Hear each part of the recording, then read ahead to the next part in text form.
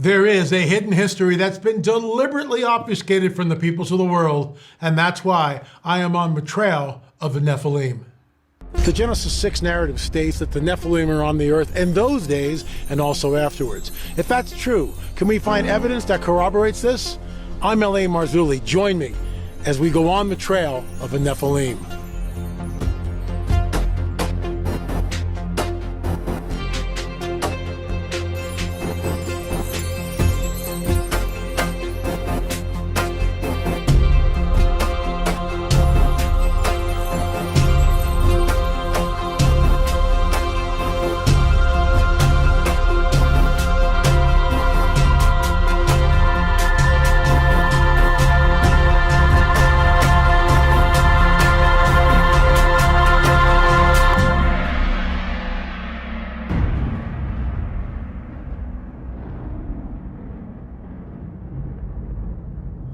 Derek Olson from the Megalithic Tours joins us today, and we did a Zoom chat. We were just going to talk shop, and I said, wait a minute, this is fantastic.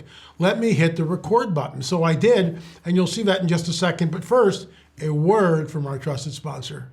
Visible signs of aging only get worse as we age because of a decrease in our naturally produced collagen levels. Folks, every decade our skin suffers from a 10% decrease in its available collagen supply, as well as a decrease in its quality.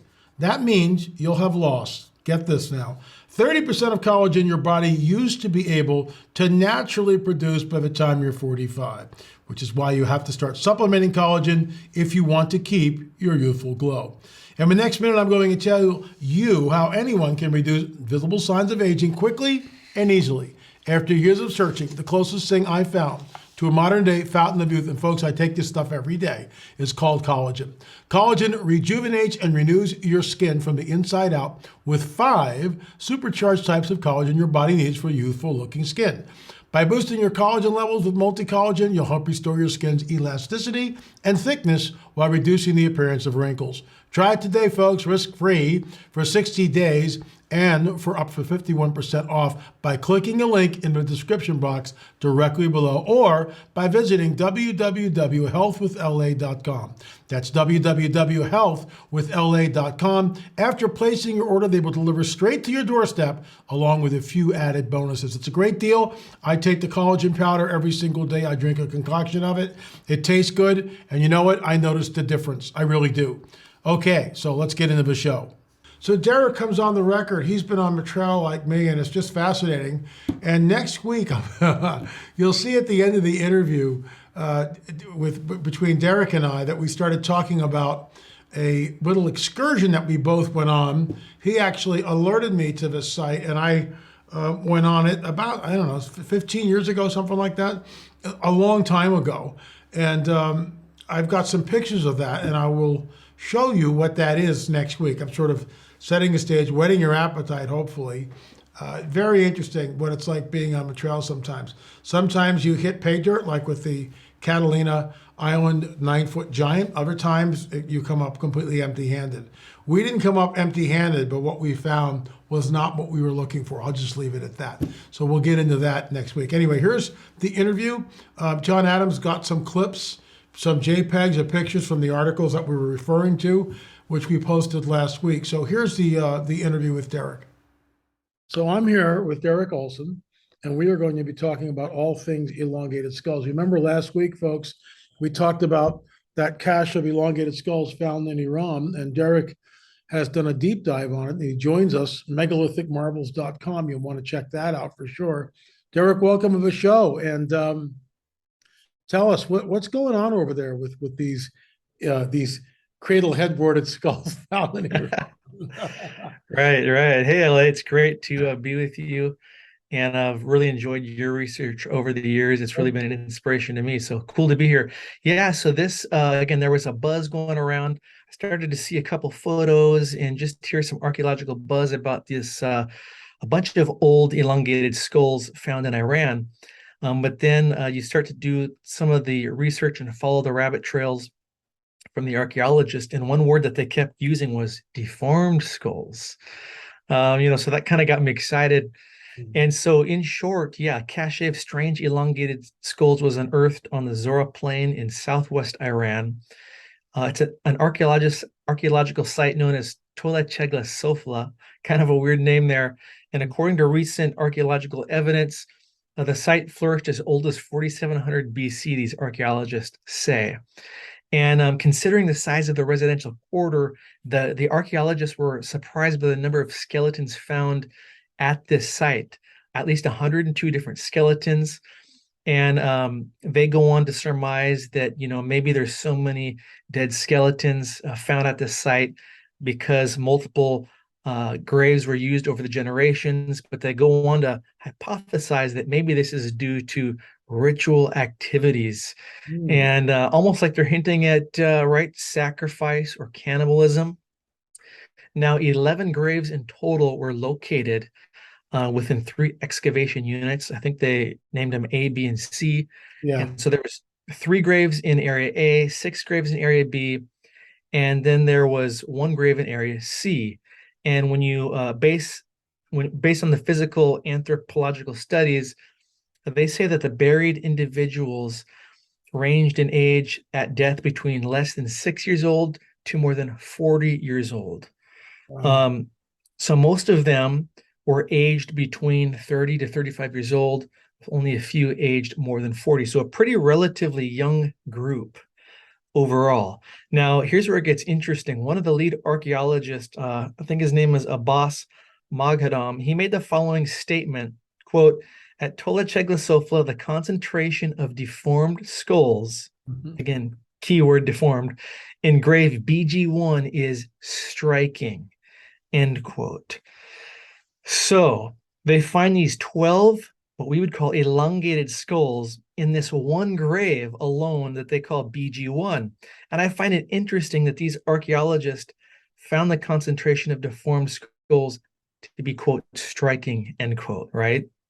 And as you go on to read some of their papers, they actually admit that they found more elongated skulls in this grave called BG6, but then they end it by saying the actual number might be even higher. So there was elongated skulls found all over the site. And if elongated skulls are simply just the result of cradle headboarding and common, as they say in one of their papers, um, again, it's interesting why they seem to be taken back by this discovery, calling it striking.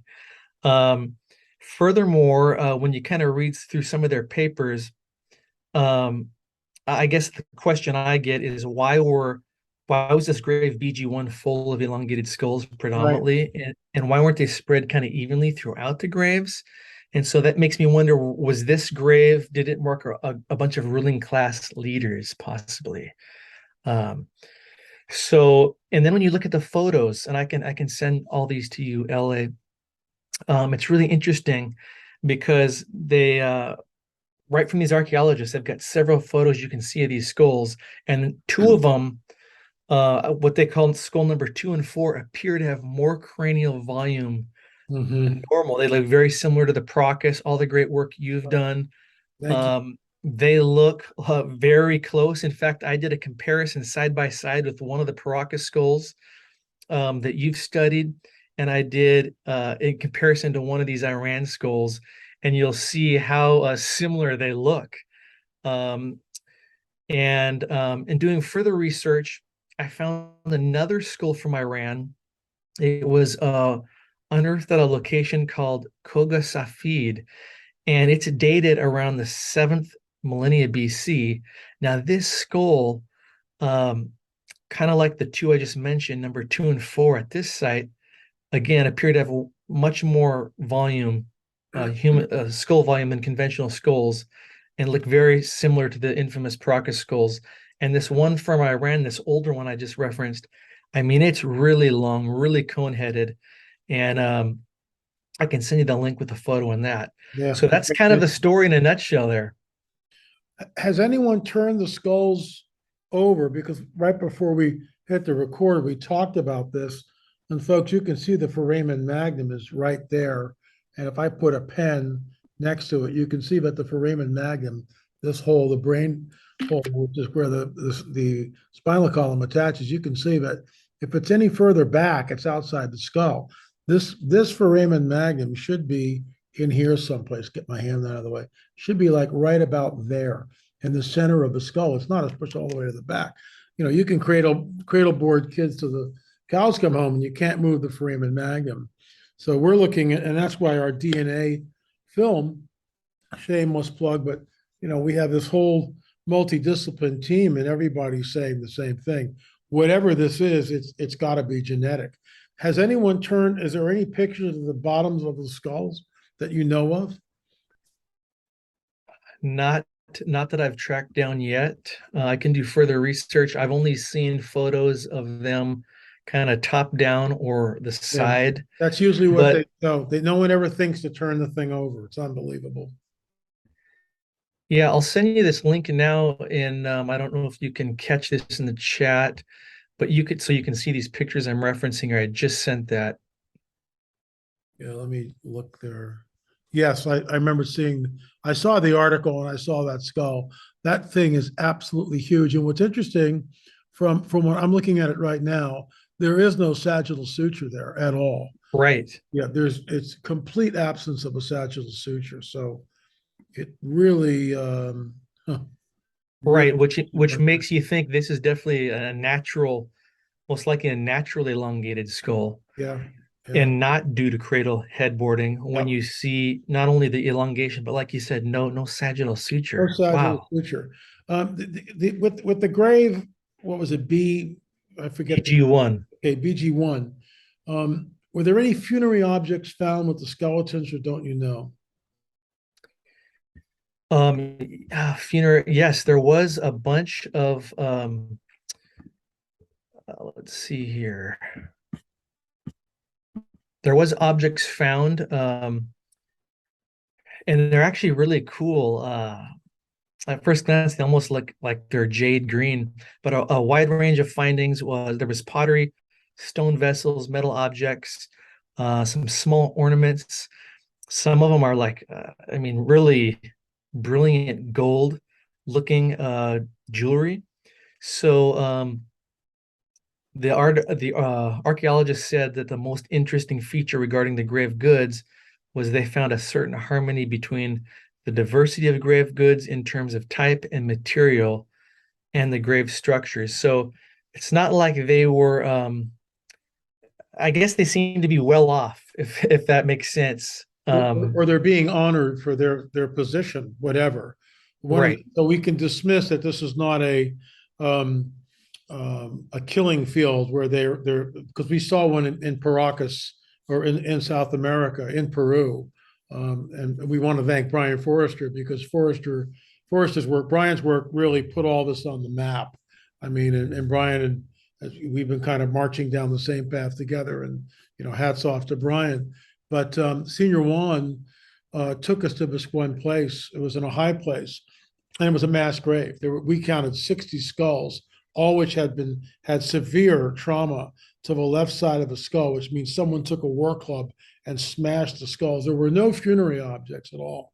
There was nothing there, no pottery. So this was something, they were killed.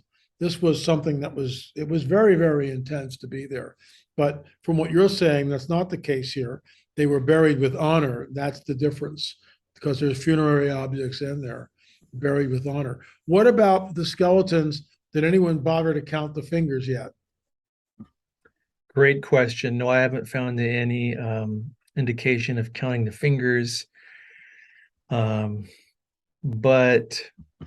yeah, like you said, the fact that there's these funerary objects, and again, some of these are lavish looking gold objects, beads. One is like a pretty high tech looking bracelet almost. Again, it makes me wonder if this was the ruling class, at least in one point in time in history for this area. And but I haven't heard anything about the fingers. And I would love to get a hold of these skulls and, like you said, flip them over and see what's going on underneath. And good luck trying to get into Iran to do anything. But let me ask you this: would it be possible? Do you think are they doing any DNA testing? I mean, what if we offered to have them send the samples up to the Canadian lab, and we'll pay for it. Something like that. You think they would? Has anybody? Are they doing any DNA, or don't you know? I didn't read any indication that they're doing DNA work, but hey, I could certainly go down that rabbit trail and see if we couldn't get them to agree to something like that. And I know you've got quite the team that does that DNA analysis. That would be amazing to find out how closely related these might be to the Paracas skulls of even the Black Sea area. Well, that's why we're on the trail, as it were. It's in my opinion, we're looking at an outside agency tampering with the genome. That's my theory. That's our hypothesis, and everything seems to indicate that, because these entities appear and then they just disappear. They're here for a certain window of time, and then it kind of all goes away. But they're here in the Americas, because in my photographs on Catalina Island, we found one skeleton with two greatly elongated skulls, and they were buried in a tomb together. So this is, something else is going on here other than the status quo that modern day archaeologists, present to us. That one skull is just incredibly elongated. Wow. Isn't it? Yeah. And Unbelievable. if you scroll down, you'll see that one from not from this site, but again, it's older than these ones. From Iran at a different time, where it's do you see how long and Yeah, cone-headed that is? it's unbelievable. Jeez. I, Now, LA, wow. have you done any research on Kennewick Man? I know about it, but not a lot of research on it, but I know about it. Yes. Because a a researcher or another researcher I know, Mark Carpenter, did pretty good research on that, and he dug up the original, what he says is the original photographs of when Kennewick Man was discovered back in the 90s. And this thing is nothing like the replica that's on display today. The replica that you see of Kennewick Man today is this real smallish, round-headed skull, right? I went to the museum last year. Wow. Um, the original photographs of Kennewick Man, it is a huge elongated skull. And what got my thinking on that sparked was he counted the fingers on the right hand, and he says there's 6 fingers on Kennewick Man's right hand, which kind of goes to explain why there was so much controversy with that skeleton. It's finally been it was repatriated back to the Native American tribe there.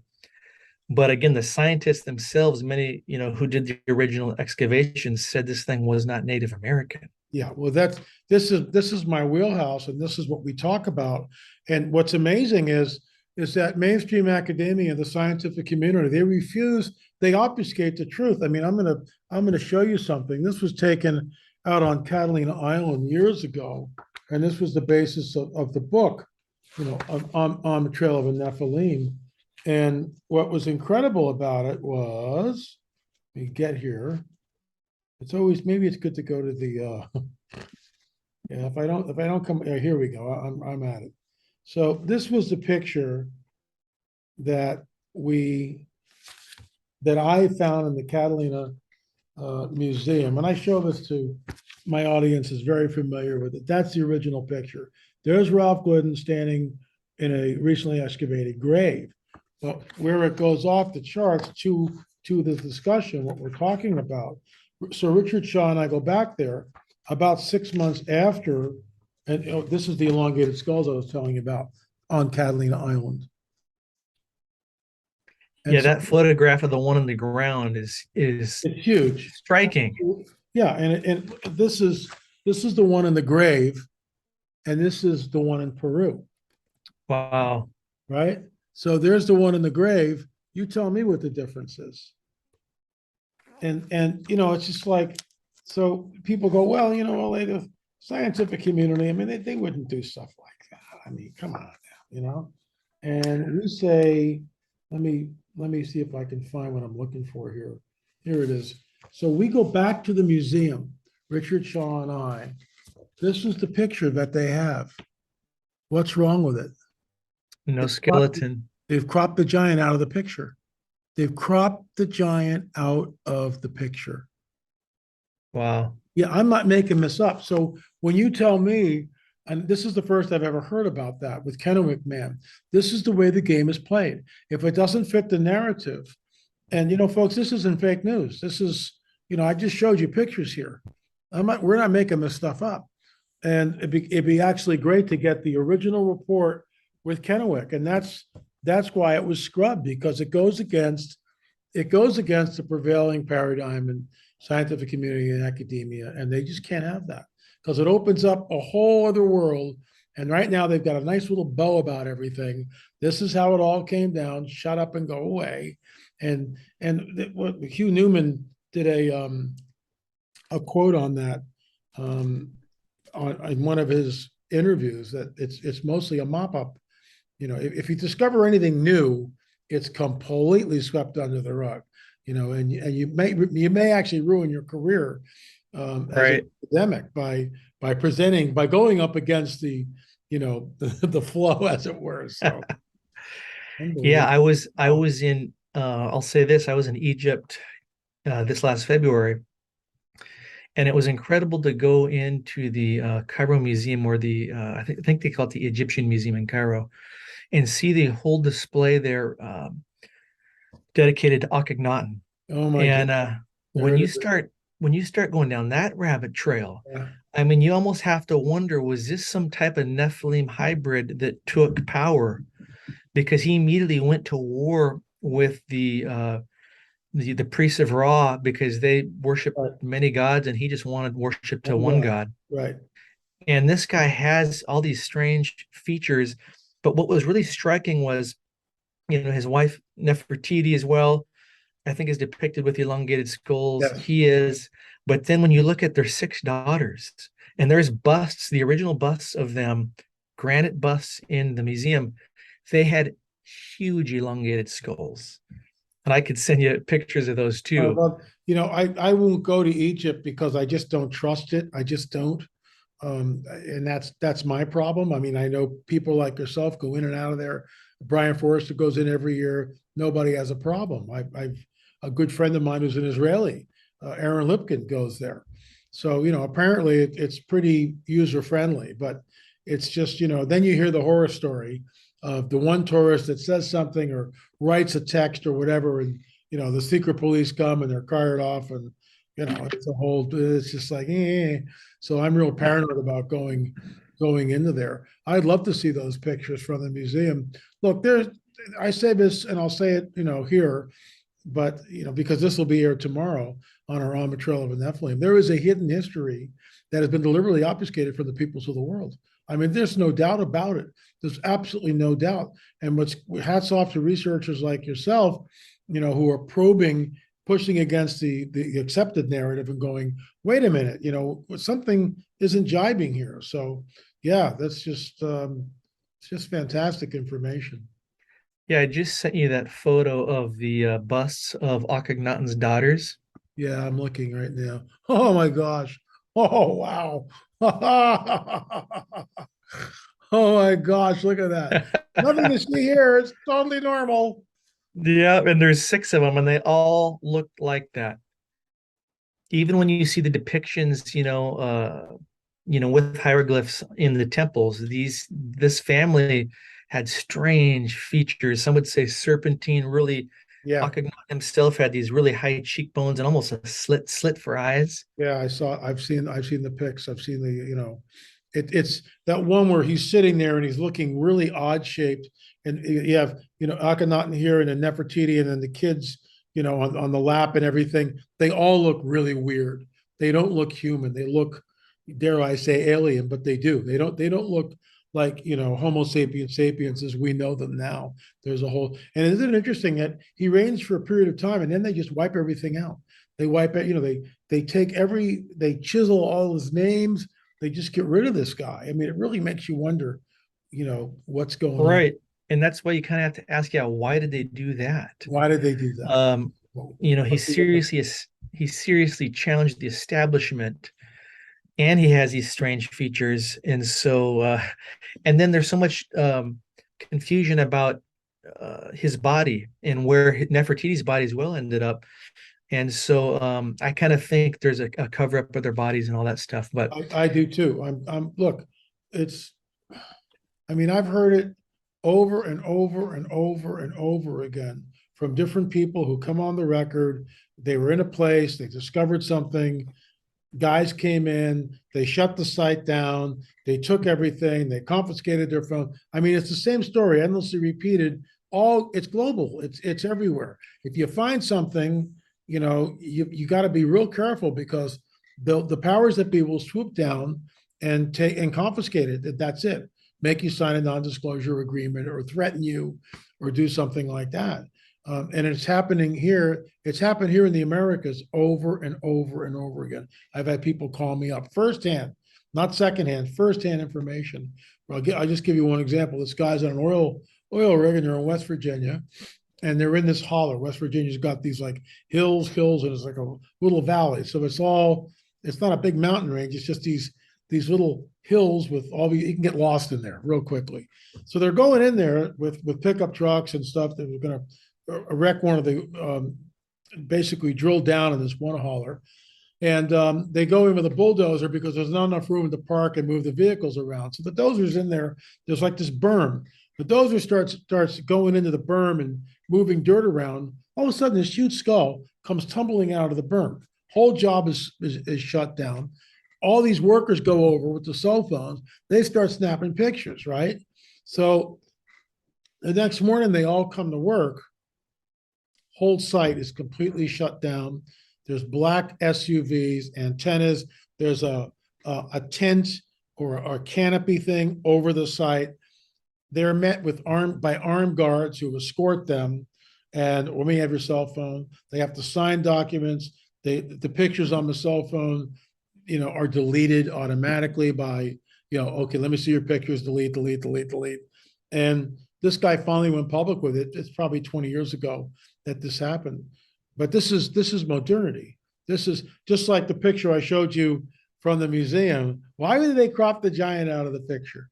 Now, right. In all fairness to Catalina Island Museum, last time I was there, they had taken the picture, they blew it up really big and plastered it on the wall with the skeleton in there. But they don't say anything about it. What you're looking at is a 9-foot skeleton found by Ralph Glidden that completely defies. Yeah. Because it's a 9-footer. That's crazy. Yeah. I mean, to me, that's that photo that you unearthed of Ralph Glidden, unearthed literally. Yeah. That is one of the greatest photographs I feel like we have, because it shows a scale. Yes, it does. It shows a giant skeleton next to a human being. I mean, where else do you find a photo like that? And then you did the work to kind of do the math that measures out that this thing was 9 foot. It's crazy. No, I mean, it really is. And it's, there's just a hidden history. And that's why we keep pressing against us, quit. All I ask is like, quit lying to us. It's like, in 2025, the lunar standstill will happen over the Octagon Mound in Ohio. I really hope I can be there for that. I want to be there for that, to film it and interview people and probably make another film on it. We've talked about the 18 and a half year metonic cycle, but we've never really done a whole film on it. And it's something I want to do, because Native Americans didn't know about the 18 and a half year metonic cycle. They just didn't. And then the Octagon Mound isn't a normal octagon. And I love illustrating this. I'll just do it. I'm going to draw an octagon freehand here to the best of my ability. And of course, it's a joke, but that's all right. So here's LA's hand-drawn octagon. Pretty sloppy. So, but this is on a little pad of paper. Now, in order to really do an octagon, I need a ruler, I need a compass, and I need to know geometry. I need to know the angles, because that angle, which is, let's say, right here, has to be the same angle as there. That angle here has to be the same angle as there. So you just can't guess this. You have to know geometry. Native Americans, with all due respect, did not know geometry. But wait, it gets better, because the Octagon Mound encompasses 50 acres of land, and 2 of the sides are unequal. So now you've got a complex octagon. It's not 8 equal sides. 2 of the sides are unequal. That's deliberate. And then, of course, the Octagon Mound has an observatory. We're down to the 10-minute mark. Thank you. Zoom has an observatory, and you look down this gate, and there's the Circle Mound, and the lunar standstill happens right there, dead center, and then it goes back the other way every 18 and a half years. And they have no idea who built this thing. They call them the Hopewell. It's just a joke. They just make the names up. And my whole point is, why do you lie to us? Why do you sit there and force feed this lie? Because if in order to do something like this, the Octagon Mound encompasses 50 acres, 50 Wow. acres, and you don't know what you're looking at until you're in the air. I flew my drone like 1,000 feet up, and then I could see the Octagon. But when you're in it, you know something's up, but you don't know what it is. You really don't know what it is. I mean, if you walked around it and you knew math, you might be able to figure it out. But when Native Americans came into the site, they didn't know who built it. And when white settlers, said, well, who built this? They said, we don't know. It was here when we got here. But that's unacceptable. And that's why the academics, Cyrus Thomas and others of his ilk, nope, this is what it is. Native Americans did all this. They just forgot that they had done so, which is such an insult, because if Native Americans had built something like that, it'd be in the oral tradition. You'd find, and this is one of my big beefs. I can't wait to get there and go up against these guys. Why is it in the archaeological record don't we see any type of surveying equipment, any type of string? Why don't they have a deer hide, the sacred deer hide with the sketch of the Octagon? Why don't we find nothing? There's nothing there. Just like Peru at Sacsayhuaman and all these other sites. We're down to the 6-minute mark. I'll give you the last word. And Derek, thanks so much for coming on the record. It's really been a pleasure and an honor. Thank you, sir. Yeah, no, this is fun, LA. Thanks again. Yeah, you mentioned the mounds there, and you mentioned also Hugh Newman. He referenced in one of his books, I think it's Giants on Record. I'm thinking about Serpent Mound here in Ohio.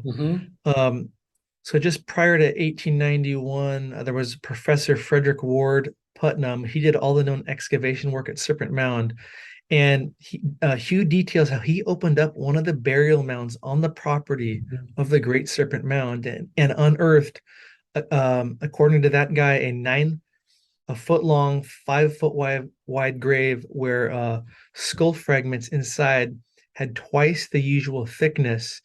And then they found this old postcard discovered in the late 1800s of an ancient skeleton during an excavation, and the caption reads, "Skeleton of Mound Builder, 7 feet in length."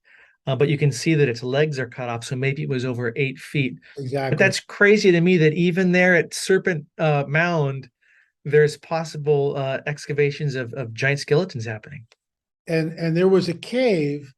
I've been to Serpent Mound 3 times. There was a cave that was on the cliffside that had all these artifacts, and it was a burial cave and all this stuff. All that's sealed up. No one even knows where it is. Now, maybe if I went to the current curator of that particular museum, he might know. But when I was there the first time, I pressed up against him and I said, I know you guys got pictures. And he alluded to the fact that the pictures were still there because they took them all down. And then they completely redirected all the signage. The signage now says the Shawnee built it. Well, we have in our book, Chief Joseph Riverwind comes on the record and quotes Chief Wallace, who stated that, no, we didn't build the Serpent Mound. It was here when we got here. We were always good caretakers of it. Well, 5 years later or whatever, she flip-flops. And oh yeah, the Shawnee built it because that's what's politically correct. We had a woman, obviously anonymous, works for NAGPRA, off the record. She's Native American, totally off the record. She basically stated that, we know we didn't build them, but we can't say that because she works for NAGPRA. Wow. We didn't do this. And so, if people are honest, it's like the Great Circle Mound. I hired a surveyor to let us know the depth of the moat, which encircles that thing, 1,200 feet in diameter. And he's there doing all the measurements. He said, well, it's basically, for all practical purposes, dead level because it's thousands of years old and there's slough, and that's why the 6 inches to a foot difference can be easily accounted just for that. Well, how did they do it? Well, I really Mm, don't know how they did it. They must have had water, and then they brought the water in somehow. It's just like, yeah. hmm. Anyway, I'll give you the last word, and thanks again for coming on. Appreciate it. Yeah. Hey, I know you do a lot of traveling with a lot of people. But I gotta ask, do you remember going to Virginia City down into a creepy Western basement? That was with me. Oh my gosh. That was before I really was getting into this stuff. But You again, had a I little often guy re with you, right?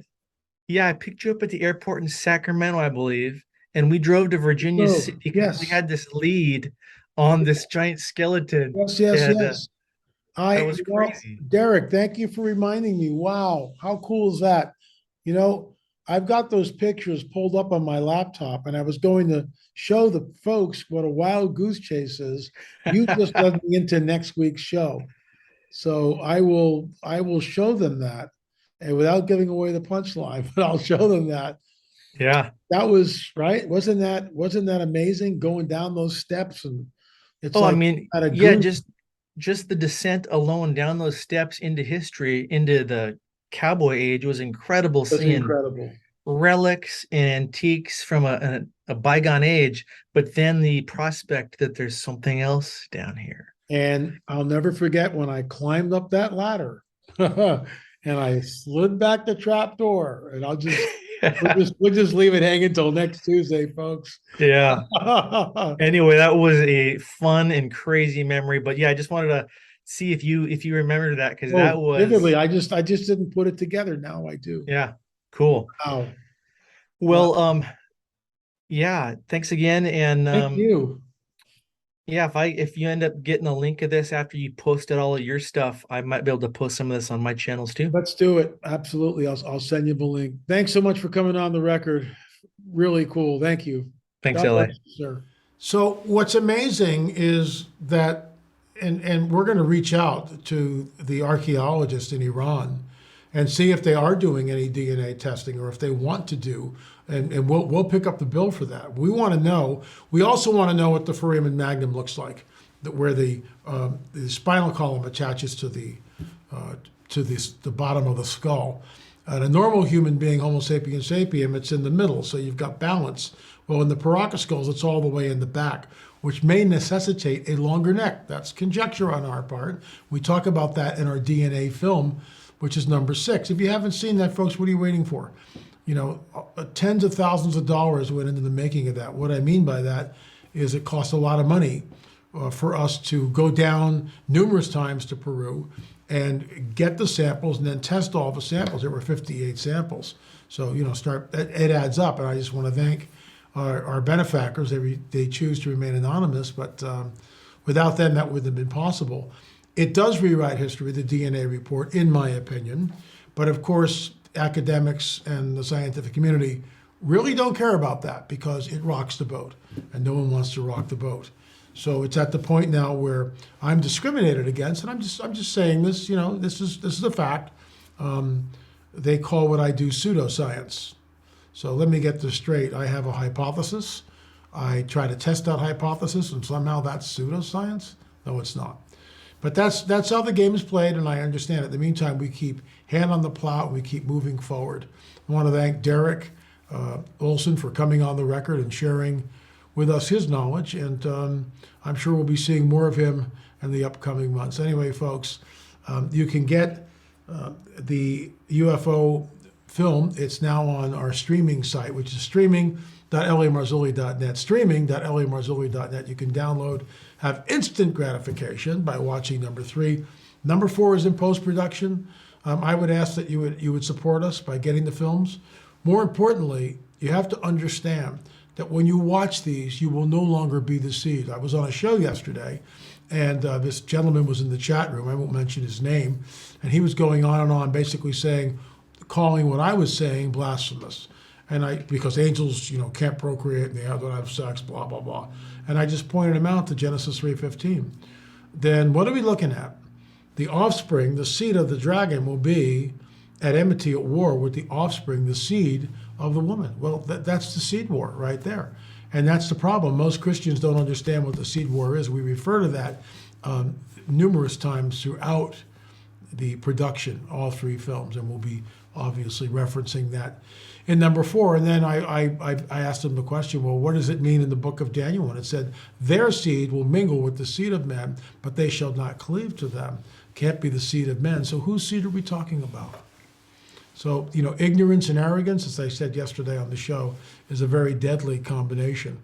The reason why we made the films is to arm you, the watcher, the average guy sitting in a pew who doesn't have the time to do the research. That's why we created the films. I've done the research, and I draw on a lot of different people, a lot of colleagues, a lot of professionals that come in on the record, a lot of experiences, a lot of people that have been taken.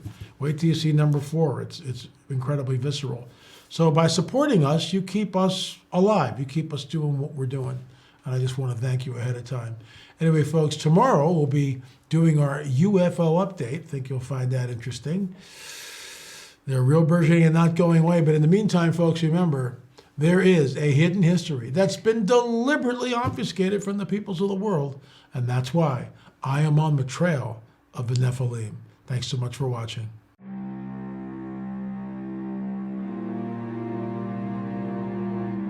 Something very dark and disturbing is happening. It is a global phenomenon that knows no boundaries. It adheres to no cultural mores. And the ones who are engaged in this nefarious activity are beyond reproach. People are being taken against their will. In the cover of darkness, in the dead of night, they are subjected to bizarre examinations that are often sexual in nature. These people are terrified, violated, confused, and with no place to turn to, as who would believe them? This is their story. No heartbeat. Ultrasound, no baby. DNC, no fetal tissue. There's nothing. I was clean. He's like, ma'am, are you sure you were pregnant? I'm like, this is my doctor. You can call her. I was pregnant. He's like, you didn't bleed all night. You don't have, nothing came. I'm like, no, nothing came out of me.